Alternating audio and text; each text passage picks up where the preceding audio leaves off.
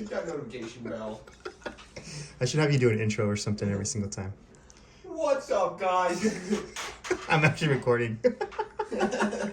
Anyway, that's Colin. Say hi, Colin. Hi, Colin. Sorry, he's doing our packaging and shipping today, and he decided to also do the intro for this YouTube video.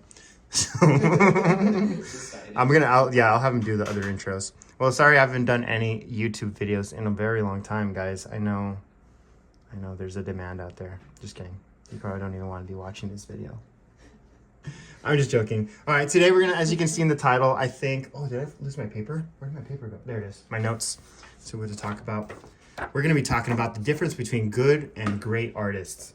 So I'll try to be a little more serious than that. My apologies, guys. I'm gonna put this right here so I can reference it whenever I need to.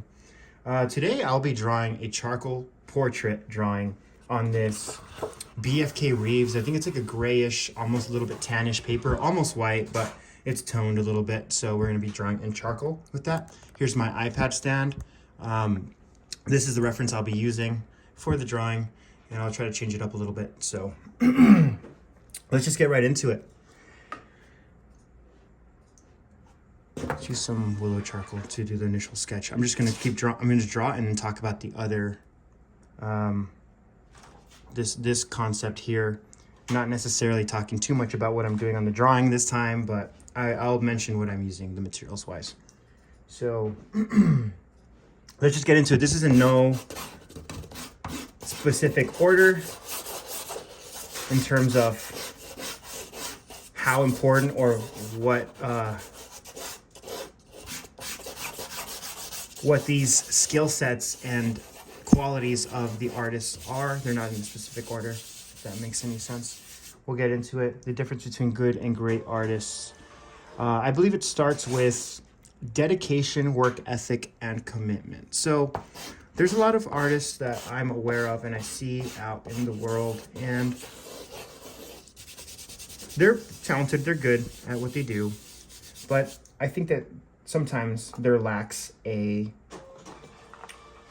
commitment of some sort and a work ethic behind what they do. So they end up not drawing all that often, or not creating artwork all that often, which in turn doesn't let them grow as artists. And they kind of hit a plateau of their skill level and of the quality of the pieces they're putting out.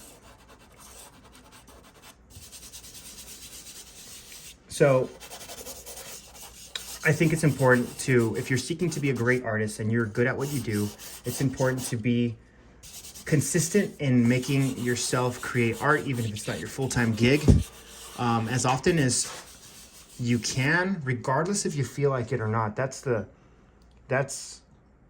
key right there. If you're drawing only, or I want to say drawing, but I mean any type of fine art. If you're only working when you feel like working, then odds are you're not going to be growing all that fast or growing at all at your craft, or not taking it very seriously. Which, just disclaimer here, there are those artists out there that are just trying to do this as a hobby. It's totally okay. They want to remain as amateur artists, and that's really cool. And then you sometimes that means that you don't really want to subject your enjoyment of the work and sacrifice your enjoyment of the work to try to make a full-time gig out of it or a job out of it, because that does mean that you won't enjoy it as much sometimes. And that's just the reality of how it works to support yourself, your family, etc., through what you love to do. Sometimes it won't be as enjoyable, and you're not going to be just doing it for yourself. You're going to be doing it with other people in mind in order to enjoy and for them to like what you create. All right. So next off, I'll talk about, so this is just applying to those people that want to become better artists or successful fine artists and full-time fine artists, which is a hard thing to accomplish, but in my opinion, it's very well worth it, and it's very possible, as long as you approach it with certain things in mind. One of those things being, you need to draw a lot, you need to work a lot, you need to create a lot, even when you do not feel like it, because that's how you grow the most. I don't know any great artists that only draw when they feel like drawing. That's just the cold hard truth from my perspective. From what I've seen, I don't know any artists that are in the great category that don't get up and start to create artwork, essentially, almost, right? Obviously not all the time, but very often. And in fact, it's a habit for them to create. It's a habit for them to think, to write down ideas and thoughts. And I think that's one of the main and most evident game changers to what they do. And the difference between some of the more amateurish artists, which it's completely fine to be at that level if that's what you want to stay at.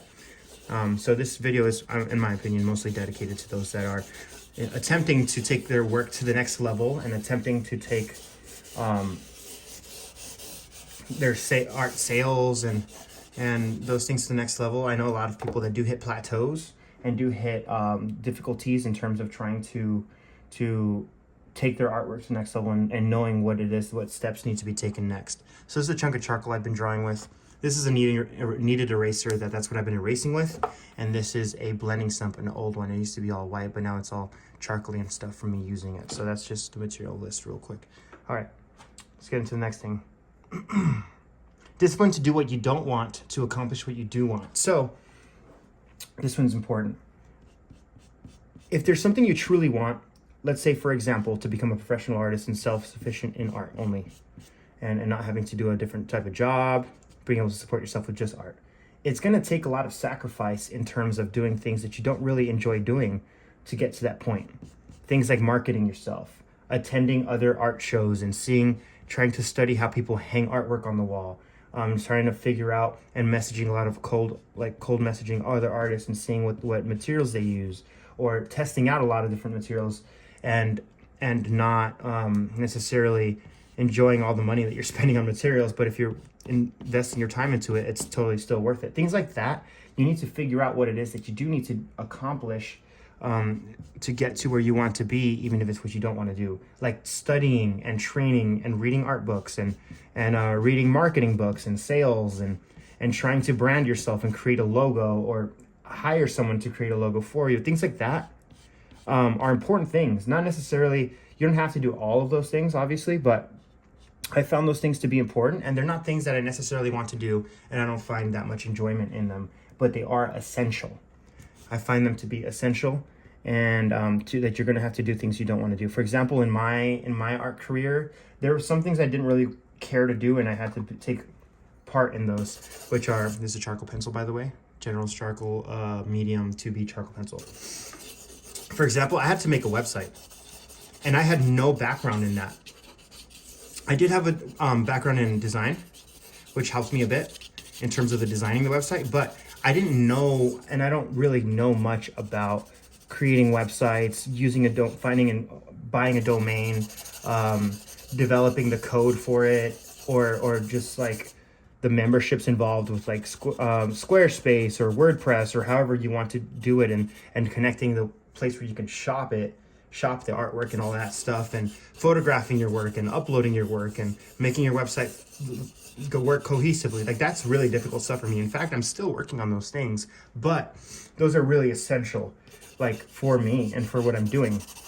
Therefore, I'm doing what I don't want to do in that sense, and investing time and effort and energy and money into those things that I honestly don't really want to do. And a lot of people are going to be like, well, I actually don't really know what I'm doing in that sense, so I'm going to avoid it and leave it alone. And I'm just going to practice doing art, which is good, but you're not going to get to that point where it would take you if you did figure those things out, or if you did invest the money for those people and pay those people that do know how to do those things, or you reached out to friends and seeing how they can help you out in that and do stuff for you or teach you, or looking up YouTube tutorials. There's YouTube tutorials nowadays for essentially everything. There's very little that's worth doing that you can't find a YouTube video for or relating to, right? So invest that time and to do the things that you don't want to do, learn the things you don't want to learn if you want to get to the places that the goals and aspirations that you have. Next, I'll talk about focus, mastering or developing specific skills in a niche or style. I'm actually gonna have to do 2 parts of this video. This is a lot of information that I think is essential. So, and I'll upload that another time, but because I know I'm not gonna get through this all that quickly. So that style, that niche style, it's important to focus a lot of your effort. I mean, I would say 80 to 90% of your effort into learning one specific style, skill, or general idea. So for me, that's charcoal or charcoal drawing and colorless painting, except for some color, right? But it's all within an area, and it's portraits. I'm not doing that many landscapes. I do sometimes now that I've kind of gotten a little more advanced in my portraits, but I'm not going to do colorful abstract pieces, turning around and doing black and white portraits, and then turning around and doing sculptures of dogs, because I know that I'm not going to be good at any of those things. I'm just going to be pretty average, if I'm lucky, at all of those things, which that's not my goal. My goal is to be self-sufficient in my work, which I currently am, and to be as good as I can get at my craft. And currently my craft is charcoal portraits and paintings portraits, and a little bit of landscapes just here and there to kind of take me out of my comfort zone and make me grow. So, but that being said, I've actually taken the time to be able to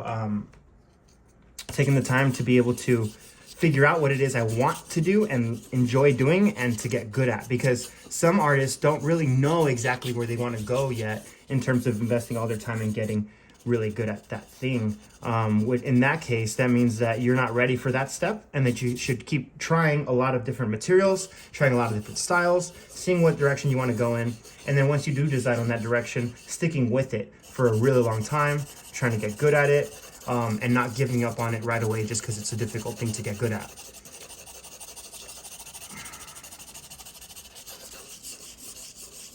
All right, next we've got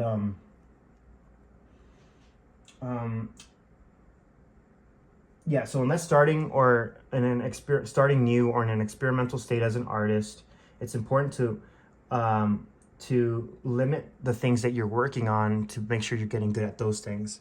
Because if I try to do all those different types of artwork and I left my charcoal drawing, portrait drawing on the side, or only revisit it every now and then, I would not be at the skill level that I'm currently at, which it was required for me to kind of gather a following, kind of gather demand on my artwork, and to be able to sell it. So that's super important as an artist, especially if you want to make it big as an artist.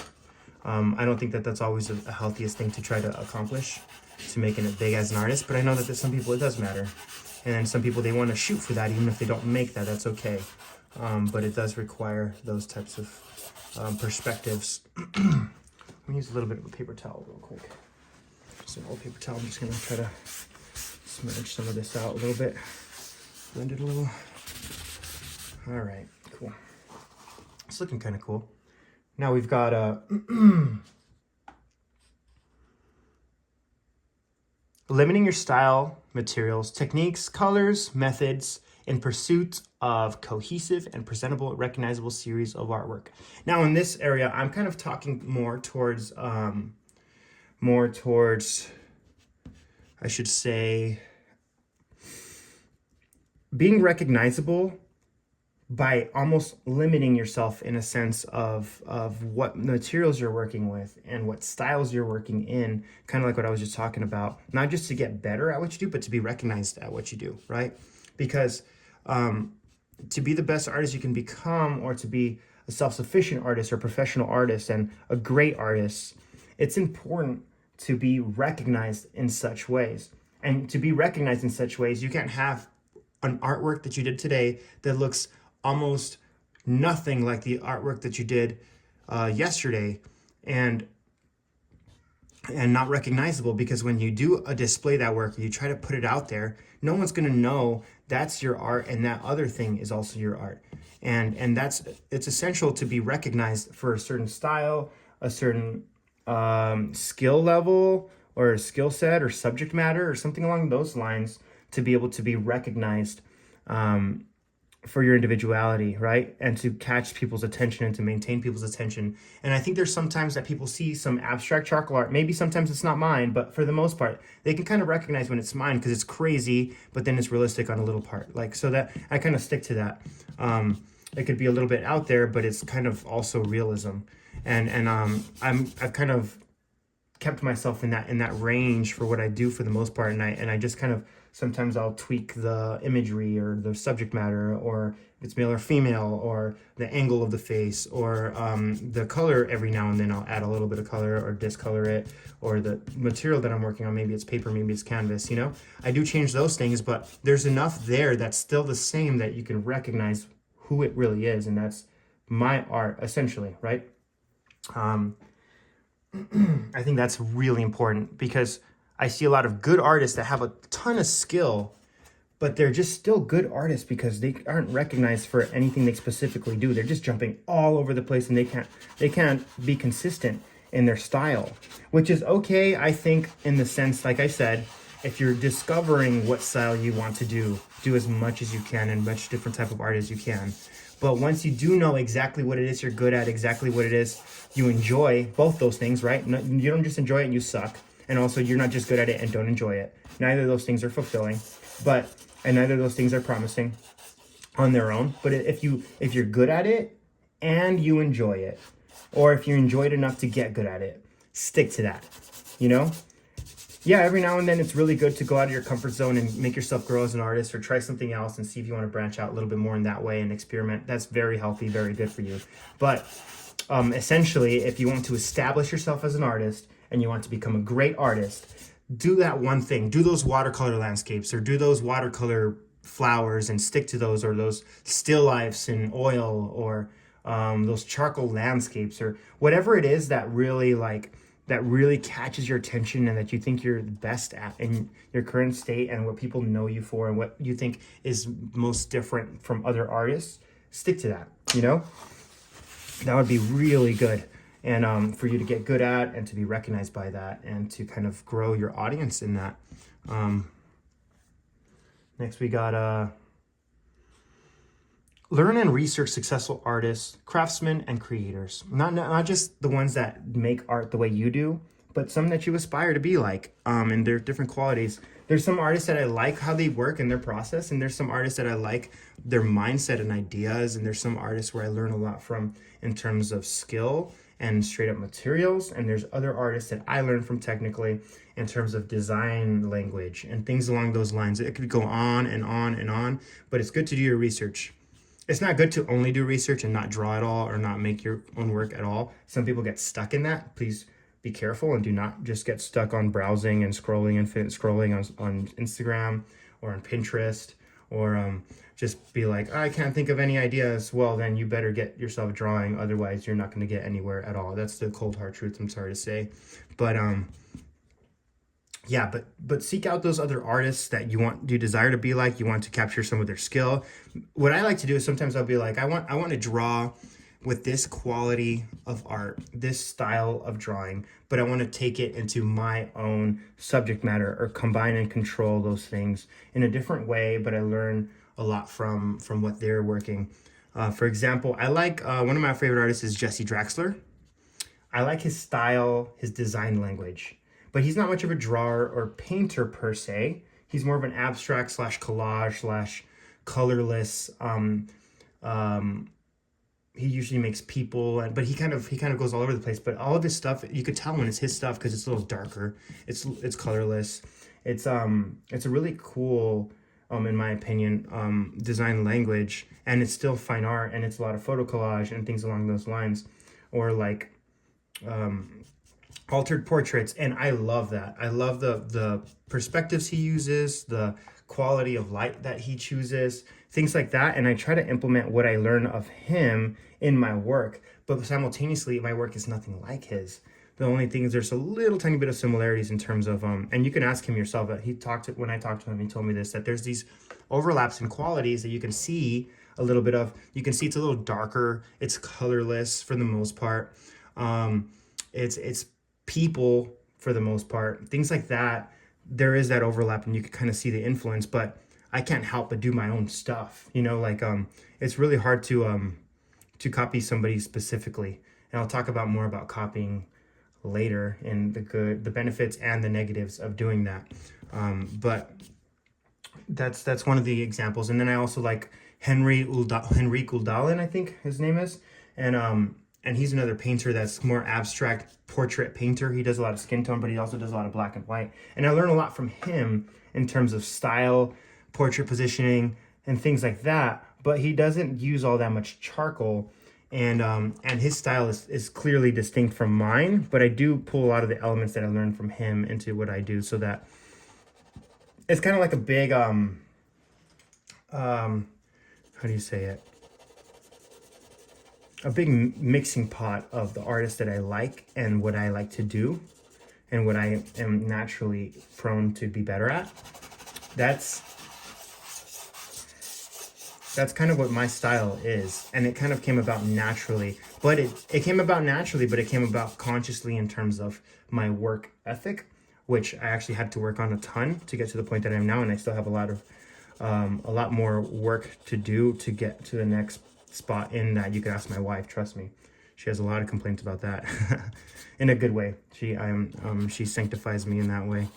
And so it did take a lot of research for me to get to the point where I am in terms of the subject matter and style that I chose. So learning from those and also learning their skill sets. There's a lot of artists have tutorials like Robot Pencil. I like digital painting. I might even get into it a little more later because I wanted to be a concept artist when I was younger, and I learned a lot through him.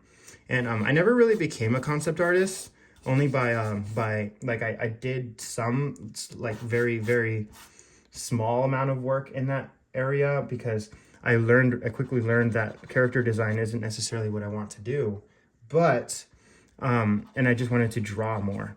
But it was so essential, and he helped me so much without him knowing at the time. Now he knows who I am, and now he's a really cool guy, and I'm going to take a course with him, I think, soon if I get the chance. But I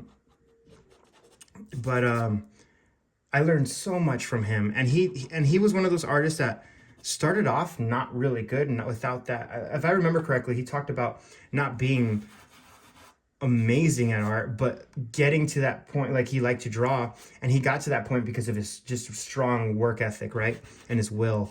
And some people are just naturally talented and they kind of build on that, and some people just have a really good work ethic and they develop their own skill and talents to get to the point where they are now. And he's a phenomenal artist, amazing artist, and a smart guy and a wise guy, and he teaches very well. I would say if you're into that like more digital realm and video game stuff and book cover and illustration type stuff, character design, check him out, please. Robot Pencil. There's Anthony Jones. I'm going to take one of his courses soon and learn a lot, I think. Next, let's talk about a little bit of be different, distinct, but relatable. So this is a little bit more advanced, I should say. Once you got your skill level to a very, like, let's say professional point where you can kind of replicate a lot of the things out there that are selling for a bunch of money, that's when you start to kind of look for how it is that you can separate yourself from the pack, catch people's attention. And that doesn't always mean more color, more size, more grander, more realistic. It doesn't necessarily mean that. It means it's really complicated. It's like kind of like making a viral video. You can do all the things right and it won't happen. It won't work because you need to be more original in your ideas. And sometimes you put it out there and it does work, and sometimes it doesn't. And I kind of face that day to day. But I have kind of found a position where I'm more recognized for, like I said, my abstract / realistic artwork, and kind of working through that. I found where my work changes from everyone else's, in a sense, or most other people's, and focused on that to be different, to catch attention, so that they don't feel like they can find this anywhere else. You know, because why would somebody buy a piece of art that they could also find at Target in the clearance section? You know what I mean? Like you need to be distinct, not just good. You need to be distinct. In fact, it's almost more important that you're distinct than it is good. Sometimes there's a couple artists that I know that are not the best in terms of technique, or not the best in terms of being able to like draw realistically or anything like that. And but they don't care. That's not what they want to do. They want to do is create cool, memorable, beautiful pieces of art that are massive and sometimes abstract or something along those lines. And they are very successful. And they are, I would very much consider them great artists, better than good artists. But it does take a long time to get to that point. It is not overnight. And if you're watching this video, I think that you're headed in the right direction, which is an awesome thing. I think that that you have some of these qualities at least. I know that I don't have all these qualities, but I was somebody that would just constantly just search up art tutorials on YouTube, and now I'm making them. It's kind of weird for me, but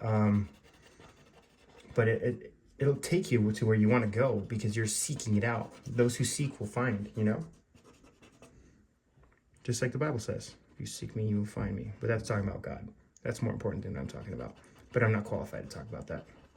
Just kidding. I think that's a good thing to seek out too.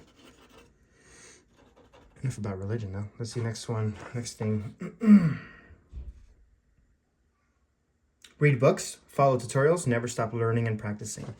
Like I just said, like it's kind of pretty much what I just told you guys, but it's important that you know that you never stop learning. I'm still reading art books. I'm still seeking tutorials out. I'm still looking up new anatomy related images that I want to find to kind of learn more about how light works, about how the human body looks and the forms of the human body and the face, and different techniques and different materials to kind of implement into my work. I'm learning these things, but I think that there's a good amount of people that if they got to the point where like the recognition that I have, which I don't deserve, by the way, I'm very lucky to have, but they would stop. They would be like, cool, I've got what I want. I make a living. Now I can stop learning and just do the same thing over and over again. But that's just not a healthy perspective. You should always keep learning. But if you get to that point where you have the recognition you want, odds are you have that drive to learn anyway. In my opinion, maybe you don't, but I would assume so. All right. This eye is killing me. I'm not sure why. I gotta figure this out. That's right. Little by little. Little by little. Let's see what we've got next. Maybe we can go through this whole thing right now. It's just gonna be a little bit longer video. Thanks for hanging out, guys, by the way. Check out mattcharcoal.com/shop if you guys wanna buy my artwork or interested in my art courses or materials or merch. More of that will be out soon. Anyway, let's get back into it. Writing down ideas. Super crucial. A lot of times I come up with these really cool ideas that I know will be people really appreciate. They'll be super successful, at least I think. And I forget what it was. I sit down to draw and I was like, I have no idea what I'm doing. And I think that's because sometimes I forget to write them down. And when I do write them down, I could reference back to them and then I actually do get them done. And then sometimes they're some of the biggest ideas that I had. And if I hadn't written them down, I wouldn't have remembered them. Like, as if you're a creative person, which not all of you might be as artists, it's okay. But if you're a creative person, sometimes ideas about what you can do or create or try, if you want to try it, it'll come up to you randomly, not when it's most convenient usually. And you will forget what it is unless you write that down, unless you have a really good memory, in which case I would still do that. I would still write it down just in case. But I would say carry a sketchbook around with you. Write down the idea, draw down the idea, just visually if that's how you work. But carry a sketchbook, carry a notebook, keep a notebook close to your bed. Sometimes they come to me while I'm sleeping and dreaming. Sometimes they come to me while I'm on the road, so I'll just yell at Siri an idea and then in my notes page of my iPhone, or I'll be at the art museum and I'll see something. I'm like, wow, I want to try that, but I want to try it in my style. Something along those lines is really good for you.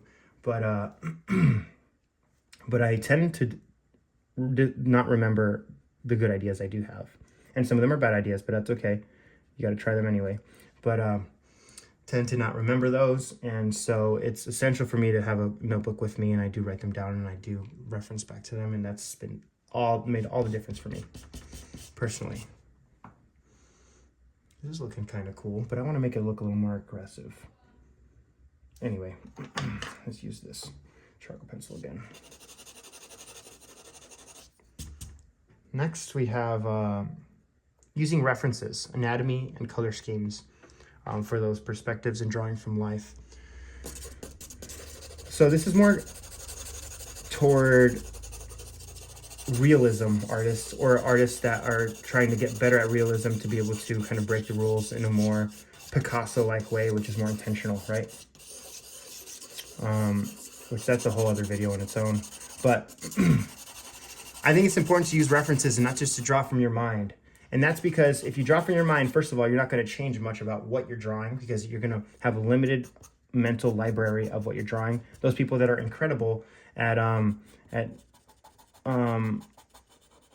drawing from their mind, like Kim Jong, I don't want to butcher his name, but the Korean man that recently passed away, he was incredible at drawing from his mind. But it didn't come from just naturally drawing from his mind all the time. It came from him referencing things repeatedly and looking at things in the real world, and then kind of deriving that and storing that in his brain and sketching it out. And eventually he was able to create such a vast mental library that he could draw from his mind. But the truth is that the vast majority of artists, I would say 99% of artists, don't have that mental capacity or that mental library stored up just yet. And so use references. And some artists never stop using. I don't stop using references because I think my artwork is just stronger with it. Not that I can't draw a face out of my mind, I can, but it's going to just look a little bit boring and bland. And it's not going to really, it might be more of a challenge for me, but it's not going to be my best art. And so I keep from doing that. And so use references.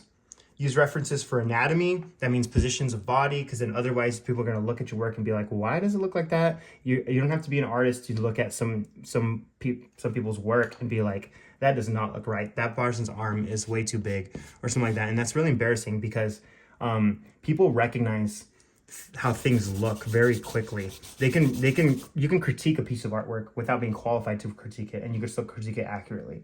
That's the way art is. So you need to be good. You need to get good at what you're doing in that sense. Let's cover this up.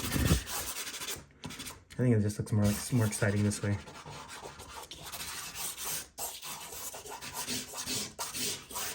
A little boring without all this craziness. I want the focus to be more in this area, so.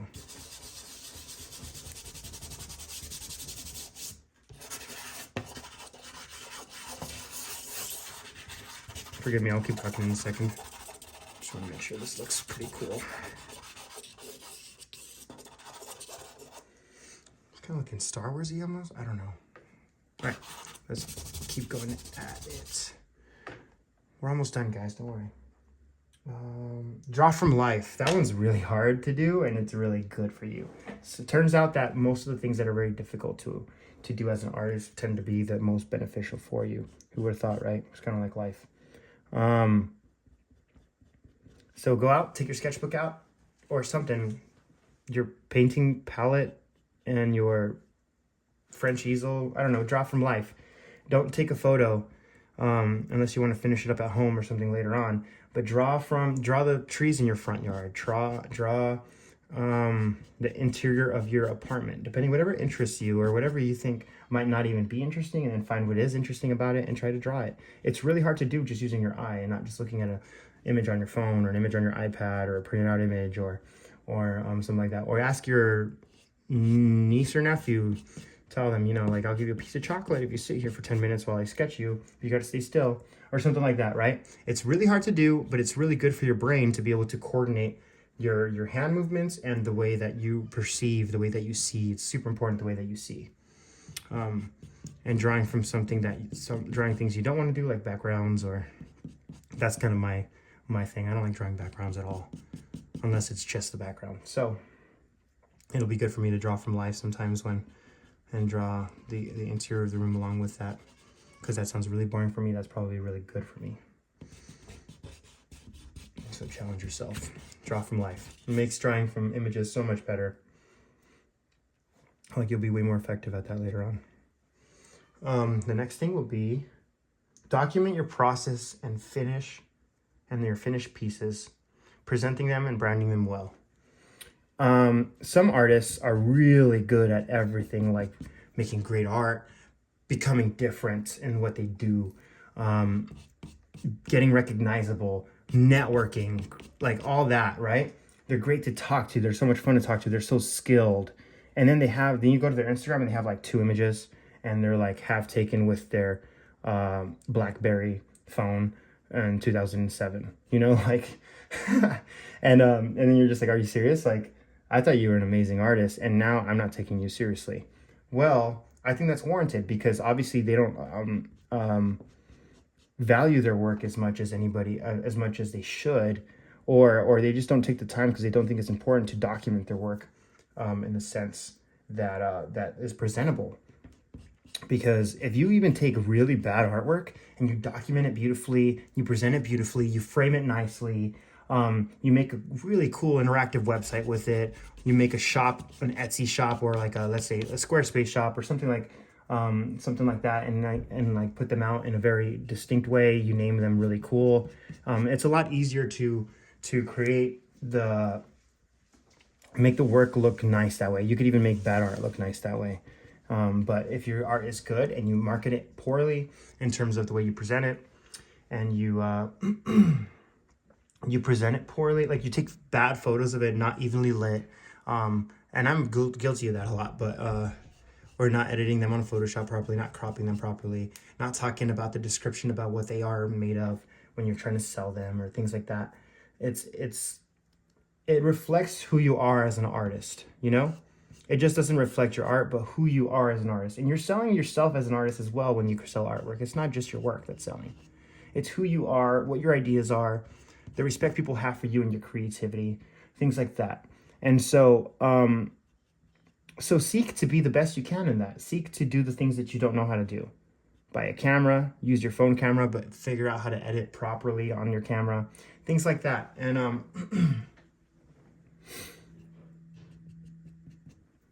yeah, so documentation is important. It's, I would say, almost key in a great artist's career.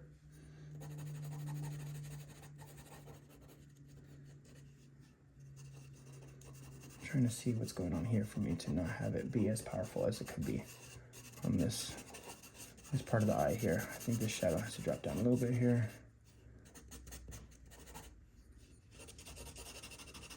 Cool. Next we have consistency in pricing and quality of materials. Now we're getting more into the professional artist aspect of things. It's important that what you do sell will last. You know, if somebody buys a piece and it falls apart for who knows why, or doesn't make it right, or is shipped poorly and breaks on its way, they're not going to buy artwork from you anymore. And also their investment kind of went to nothing. So people want to invest in pieces that are going to last a long time. The way you can make sure they last a long time and the way that you make sure that you can work really well is to buy things that are not just the cheapest things. And this I'm talking about now when you kind of have your artist name almost established enough to be able to sell work. Not just don't draw little sketches that are not gonna that you're not gonna plan to sell on this most expensive paper you can find. That's probably not smart. But I have personally turned to only the nicest materials that I can find and the materials that I like the most to sell my drawings per se, on the nicest paper I can find, so that it lasts a long time, so that it looks good, so that it has quality to it, some weight to it, so that somebody takes it out of the packaging, the wood packaging that I use, and which is super protective, but it's kind of expensive, and they know that this is gonna last them a lifetime, you know, or 2 or 3, and which is, it's just a beautiful thing to have and know that it's timeless like that. So quality materials is important for that reason, if that's your intention to sell something like that. Same with painting, and not cheaping out on everything, because if you cheap out on everything, then you're probably not going to have that customer return once they find that piece and they receive that piece in person. They're just like, oh, this is kind of crappy materials, you know. It's not going to stay still all the time. I mean, it's not going to stay together. from here on out, or something along those lines. Now we'll end it on, you should take criticism well, don't fish for compliments. That'll be the second to last thing. So, it's getting a little dark right here. Cool. When somebody tells you they don't like something about a piece, or when you ask somebody their advice or something like that, don't just look for them to tell you how good you are, because that's not going to help you much. In fact, it's going to not benefit you in any way, most likely, except for maybe sometimes encouraging, which is good. We need that sometimes. But for the most part, what we do need is constructive criticism. We need to know where we have to get better at as artists. I ask my wife all the time what she thinks of the piece when I'm working on it. And she's very, very upfront and straightforward, which is a blessing, and tells me if she likes something, if she doesn't like it, tells me why she doesn't like it, or tells me if it looks weird. And that helps the quality of my work. It helps if you guys follow me, it helps for you guys, you guys get to see what it is that made the cut from her perspective, or from Colin's perspective, which you just heard from earlier. And they'll tell me what they think. And they're not artists, but I do value what they say about it. If you don't have those people around, and if you want an artist perspective, reach out to some. I know I'm not very good at responding, but some artists are way better than me at responding. And you probably want their criticism more anyway. But send it to them. Say, what do you think about this? And don't just think, I hope he tells me that he likes it. Because that's not going to help you all that much. Besides maybe a little bit inspiring, you should be like, well, how can I get better than where I'm at now? And when they tell you something, do it. Don't just be like, oh, okay, I kind of get it what they're saying, but I'm going to ignore it and then do the things that I enjoy doing anyway. If you want to do that, if that's with the fulfillment of the artwork for you, good. But don't look for criticism if that's what you want to do, and you just want to do it for your own personal benefit,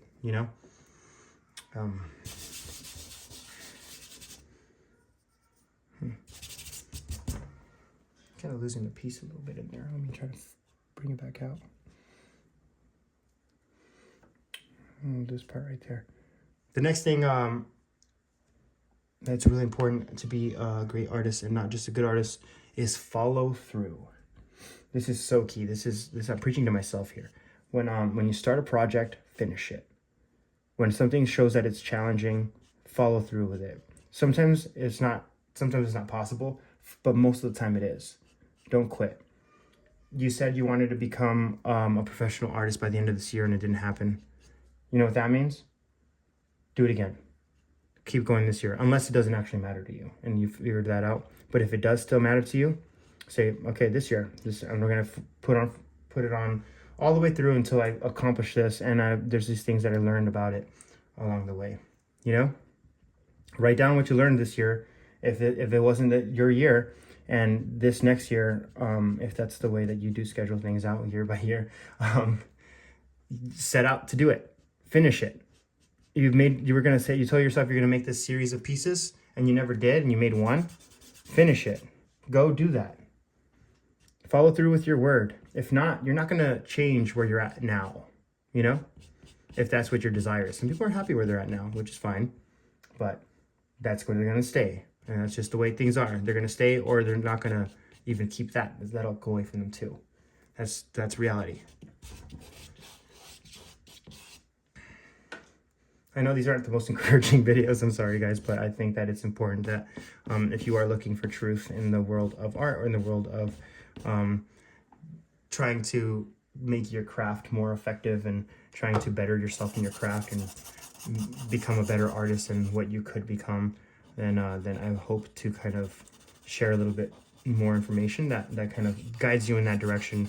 Not necessarily the information that's going to push you further into what you already know, or where your bad habits are already. Because I know I have my fair share of bad habits, and if someone were to come up to me and tell me, wow, you're doing so good, just keep doing what you're doing, don't change what you're doing, in fact, you're working too hard, step back and then just sit in whatever you have already accomplished, that would be the worst thing for my personal growth. It would be the worst thing for my family. It would be the worst thing for my spiritual life. It's just not good for you, And I think that society and culture has kind of been pushing towards that. lately a lot more than before. And so I'm here to tell you, and I'm sorry if you don't like this, it's okay. Just watch another artist, or just watch a time lapse or something like that with music on and no message behind it. But or even you can even watch my artwork that has no talking in it the most part. And just, yeah, like if you're really trying to grow, you need to find those areas that you can learn how to grow. And I've grown some, and I've learned some, and I've acquired some knowledge along my personal journey as an artist. And so I would like to share with you what I've came across. You know, to me that's so vital. And those are some of the things. I know that some of these things might be a little bit offensive, or they might be a little bit provocative, or you might not agree, which is okay. Don't agree with everything I say, but do know that I found these things not just because I thought them up, but because I've kind of experienced them. You know, if you're becoming let's say a concept artist, for example, it's not all these things will apply, but some of them might. You know, if you're a sculptor, not all these things apply, but some of them might. If you're just trying to redecorate your house, you know, some of these things in my house, some of them won't, but that's the way things work, and you could learn a lot from a lot of people, and I hope that you kind of got a little bit something out of this video. I know I would have if I was a younger artist, and I would have been appreciative of some of the information, even though it's hard to hear. It's not the most fun information ever, but it is the difference between just being a good artist and being a great artist. And that's all the information I have for you guys right now. I guess I won't need a part 2 because I went so long on this video. Thanks for hanging out with me. Make sure you follow through with your projects. Go and draw right now. If that's what you're trying to do, go and draw right now. Carry a sketchbook with you. Don't just draw when people are looking, you know? Don't just draw when you feel inspired. Go create. I love you all. My name is Josh. If you guys want to buy my art, check out madcharcoal.com/shop. I'll leave the link in the bio, or the description. This drawing is okay. Not my favorite, but I also was half paying attention to it because I'm talking, but that's okay. I'll keep working on it a little bit. I think it's in a cool spot. Cool enough spot. Not the best, but it's cool. All right. I'll talk to you guys later. Bye.